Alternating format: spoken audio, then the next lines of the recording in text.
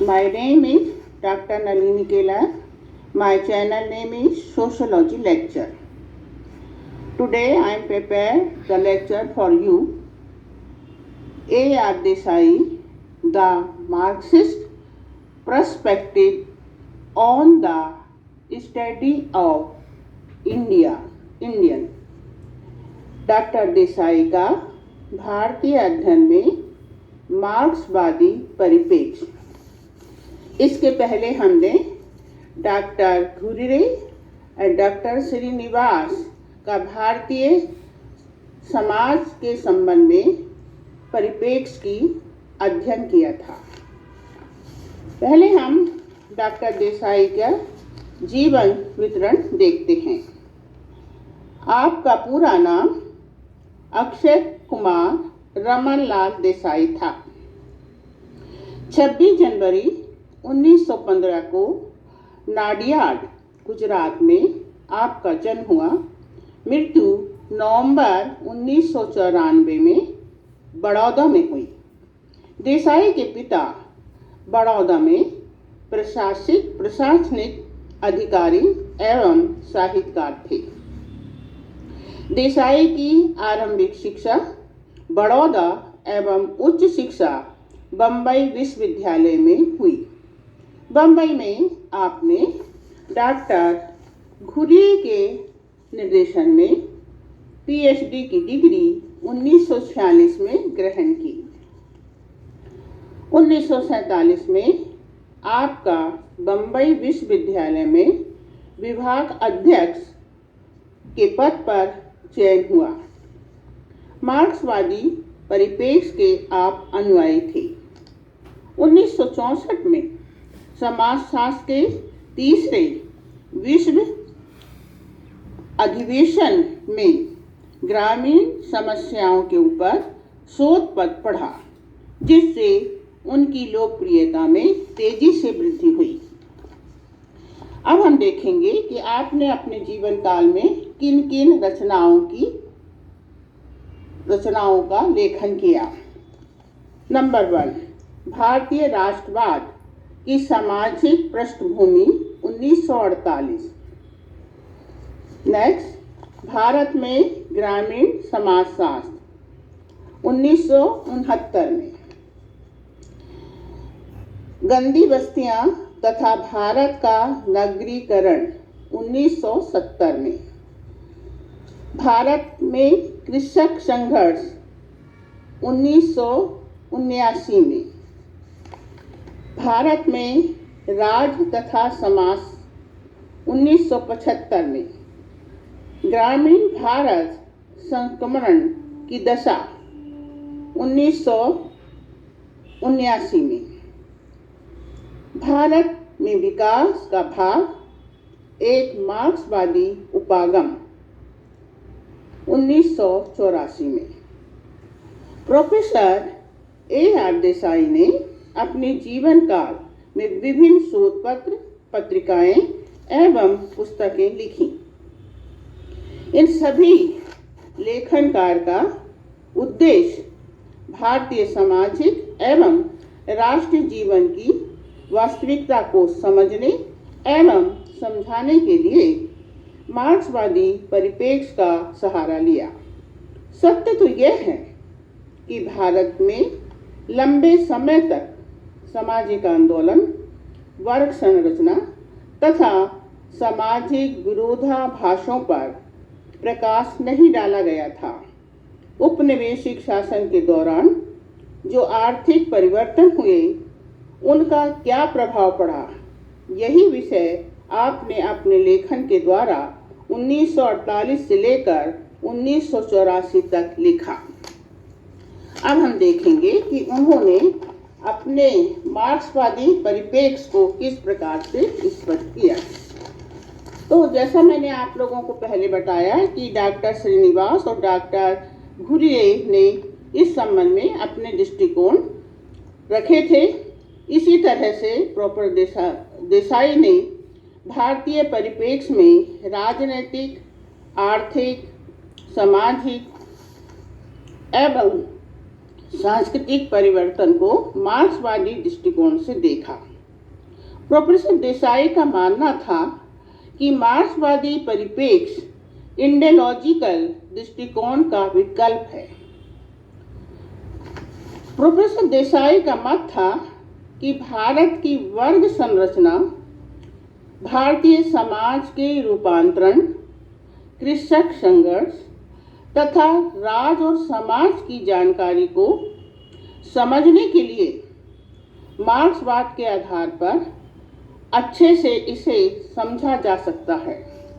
अब प्रश्न उठता है कि मार्क्सवाद है क्या?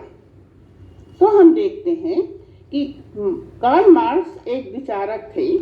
उनका मत था कि यदि हम दुनिया के इतिहास का अध्ययन करते हैं तो हम पाते हैं कि दुनिया में जो परिवर्तन हुए हैं उसका आधार समाज में स्थापित दो वर्गों में द्वंद्व रहा है।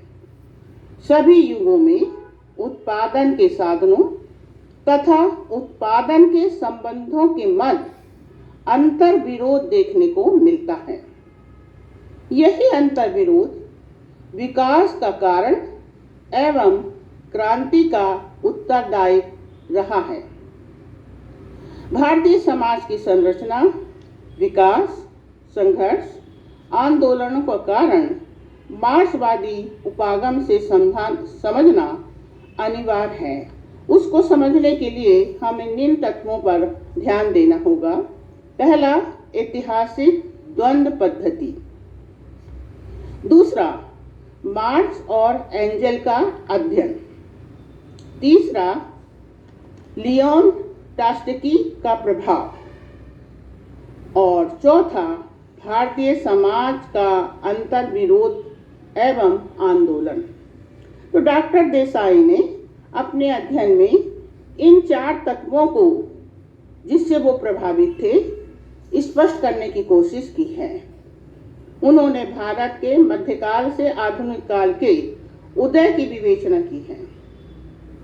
इस अध्ययन पद्धति में उन्होंने द्वंद्वात्मक ऐतिहासिक पद्धति को लागू किया। उनका मत था कि इतिहास कोई समाजशास्त्र नहीं है। वास्तविकता जानने के लिए अतीत के आंकड़ों का अध्ययन करना अनिवार्य है, क्योंकि आप जानते हैं कि समाजशास्त्र वर्तमान घटनाओं का वर्णन करता है, परंतु यदि हमें विषय के अध्ययन की सत्यता का पता लगाना है तो हमें अतीत पर जाना ही होगा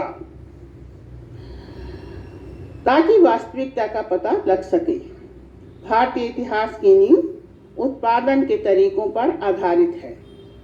परिवर्तन का कारण भी उत्पादन प्रणाली में परिवर्तन है। इसके लिए उन्होंने भारतीय समाज को 3 भागों में बांटकर समझाने की कोशिश की। पहला, पूर्व औपनिवेशिक चरण, दूसरा औपनिवेशिक चरण और तीसरा उत्तर औपनिवेशिक चरण। तो इस प्रकार से डॉक्टर देसाई ने अपने अध्ययन में ये स्पष्ट करने की कोशिश की है कि किस प्रकार से भारत में धीरे धीरे परिवर्तन आया और ये परिवर्तन औपनिवेशिक काल में किस प्रकार से समाज को प्रभावित करता है। विदेशी समाजशास्त्र। पहला, पूर्व औपनिवेशिक भारत। विदेशी समाजशास्त्रियों का मत है, जिसमें मार्क्स, हैरीमैन, चार्ल्स मैडकॉफ आदि लिखते हैं कि भारत जो था वो पूर्व औपनिवेशिक काल में छोटे छोटे गणराज्यों में विभाजित था। ये गणराज आत्मनिर्भर इकाई थे। सामंतवादी राजवंशीय व्यवस्था यहाँ पर स्थापित थी। कृषक जो थे पीढ़ी दर पीढ़ी भूमि पर खेती करते थे। भूमि पर किसी का व्यक्तिगत अधिकार नहीं था। अपनी आवश्यकता के अनुसार ग्रामीण जन भूमि का उपयोग करते थे। खेती पुरानी पद्धति के अनुसार अर्थात हल और बैल के उपयोग से की जाती थी। बाजार जो थे वो स्थानीय थे। समाज वर्गहीन था। किंतु डॉक्टर देसाई ने इन विदेशी समाजशास्त्रियों के तथ्यों का खंडन किया है और वो इस बात को तर्क देते हैं कि उपनिवेशी भारतीय समाज व्यवस्था को समझने में विफल रहे। ग्रामीण भारत में कई वर्ग मौजूद थे और ये वर्ग विभाजन जाति के आवरण के नीचे बड़े करीने से छिपा हुआ था। किंतु हम उपनिवेशिक भारत की मुख्य विशेषताओं को निम्न भागों में बांटकर समझ सकते हैं, जैसा कि विदेशी समाजशास्त्रियों ने समझाया है। पहला, उनका मत था कि संपत्ति का सामुदायिक स्वामित्व था। भूमि जो थी वो सभी की थी, उस पर किसी का व्यक्तिगत अधिकार नहीं होता था। राजनैतिक असमानता की उपस्थिति थी, किसी प्रकार की असमानता नहीं थी। अर्थात कहने का है कि वर्ग विभाजन नहीं था। बाजारों का अभाव था, बाजार जो थे वो केवल स्थानीय होते थे। निर्वाह उत्पादन था, माने उत्पादन इतना ही होता था कि अपने गांव के जितने भी आवश्यकताएं हैं उनको पूरा किया जा सके। पांचवा, सेवा और कौशल का आदान प्रदान होता था। व्यक्ति अपनी कुशलता के अनुसार अपना श्रम एक दूसरे को आदान प्रदान करते थे, जैसे कि जजमानी प्रथा।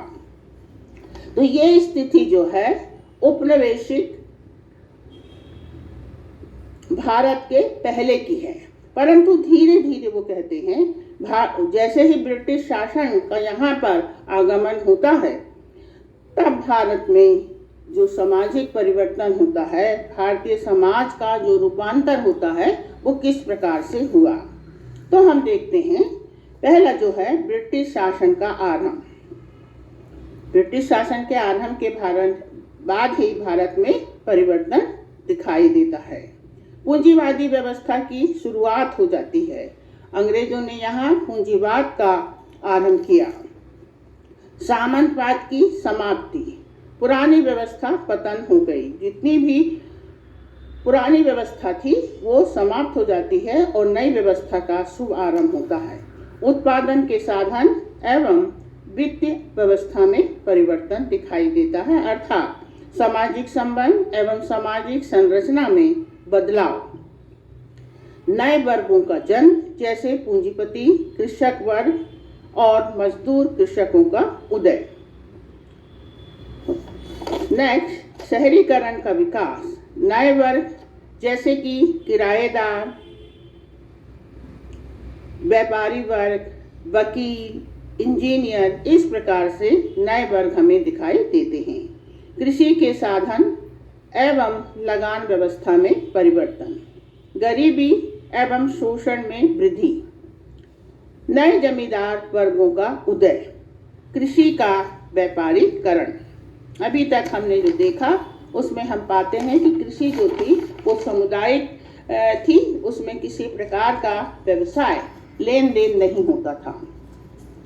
अब जो दूसरा चरण है भारतीय परिवर्तन में, परिवर्तन जो है उसका जो दूसरा चरण है, उसमें हम पाते हैं कि ब्रिटिश शासन ने इस बात को समझ लिया कि यदि हमें अपनी व्यापारिक नीति को स्थायित्व रूप देना है तो कुशाग्रता पूर्वक अपनी विविध आयामों को कार्यान्वित करना होगा, ताकि पूंजीवाद का विकास का रास्ता साफ हो सके। इसके तहत उन्होंने आधुनिकीकरण की ओर ध्यान दिया। जैसा कि हम जानते हैं कि ब्रिटिश शासन का उद्देश्य था कि भारत से अधिक शोषण किया जाए, पैसा कमाया जाए। इसके लिए उन्होंने जो व्यवस्था की उसे आधुनिकीकरण का नाम दिया गया, जिसके अंतर्गत परिवहन और संचार व्यवस्था का विस्तार हुआ, जैसे रेलवे, बस, भाप से चलने वाली नौकाएं, सड़क का निर्माण किया गया, डाक व्यवस्था एवं टेलीग्राम व्यवस्था की गई। आधुनिक शिक्षा का प्रसार किया गया। इससे भारत में स्कूलों कॉलेजों का नेटवर्क बिछा जिससे असंख्य भारतीयों को पाश्चात्य ज्ञान की प्राप्ति संभव हो सकी। उन्हें विश्व के साहित्य आविष्कार की जानकारी प्राप्त हुई। रविन्द्रनाथ टैगोर ने विश्व भारती वुमेन यूनिवर्सिटी का निर्माण किया। केंद्रीकृत राज की स्थापना हुई जिसने पहली बार बिखरे हुए भारत को राजनीतिक एवं प्रशासनिक रूप से एकीकृत किया। यह एक ऐसा केंद्रीकरण था जिसकी पहुंच दूरस्थ भागों तक थी। नेक्स्ट, कानूनी व्यवस्था में सुधार किया। निचली अदालत, जिला अदालत और उच्च न्यायालय की और संघीय न्यायालय की व्यवस्था को कायम किया गया। तो इस प्रकार हम देखते हैं कि ब्रिटिश शासन ने आने से भारत में जो रूपांतर हुआ, जो सामाजिक और प्रशासनिक व्यवस्था में परिवर्तन हुआ, उसने भारत को एक नई तस्वीर प्रदान की। इस सत्य से इनकार नहीं किया जा सकता है कि आधुनिक व्यवस्था ने भारतीय समाज में गुणात्मक परिवर्तन किए। मुख्य बात तो ये है कि भारत जिसकी भौगोलिक, भाषाई, सांस्कृतिक विविधता का जो एक पुंज था, जिसका लाभ सदियों से आक्रमणकारी उठा रहे थे, उसको एक राष्ट्र के रूप में ला खड़ा किया। यद्यपि उपनिवेशियों का मुख्य उद्देश्य भारत में बाजार की आवश्यकता को पूरा करना था, उनकी प्रत्येक प्रशासनिक, आर्थिक, सामाजिक नींव का उद्देश्य शोषण करना था। विकास के नाम पर भारतीय सामाजिक संरचना में परिवर्तन के नाम को विकास का प्रतीक बनाया गया।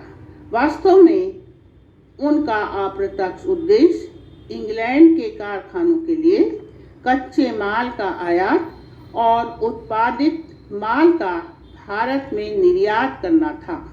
इस तरह भारत को ब्रिटिश नीति ने मंडी के रूप में इस्तेमाल किया।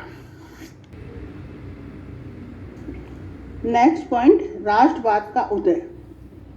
देसाई के अनुसार इस प्रकार ब्रितानी नीति ने जिस शिक्षित वर्ग को तैयार किया, उसने ही भारतीयों में नई सामाजिक चेतना, शक्ति और उत्साह को भावना को प्रज्वलित किया। ब्रिटिश शासन का मानना था कि प्राचीन भारत में अनादिकाल से विविधता का साम्राज्य है जो उसे आपस में बांटे हुआ है। उसमें एक राष्ट्र की भावना कभी पैदा नहीं हो सकती है। अतः बांटो और राज करो की नीति का उन्होंने उपयोग कर भारतीय व्यवस्था से आर्थिक लाभ उठाने की कोशिश की, किंतु ब्रिटिश प्रशासन की यह भारी भूल थी। अपने हित को दृष्टि में रखकर उसने जिस आधुनिक शिक्षा की शुरुआत भारत में आरंभ की थी, उसी बौद्धिक वर्ग के साथ व्यापारी, अमीर, जमींदार वर्ग ने मिलकर लोकतांत्रिक और राष्ट्रवादी मूल्यों को जनसाधारण को समझाया। भारत में धार्मिक, सुधारवादी एवं राजनैतिक आंदोलनों का आरंभ हुआ। राजा राम मोहन राय, केशव चंद्र सेन, देवेंद्रनाथ ठाकुर, गांधी जी एवं विद्यासागर के नेतृत्व में ब्रितानवी शासन से सीधा संघर्ष आरंभ हुआ, जिसने भारतीय राष्ट्रीयता के लिए भावभूमि तैयार की। इस तरह संक्षेप में कहा जा सकता है कि अनजाने में बिखरे भारत को एक केंद्रीकृत व्यवस्था के संदेश मिल गया। पहली बार भारतीय आर्थिक, राजनीतिक एवं सांस्कृतिक चेतना भारतीयों में उत्पन्न हुई।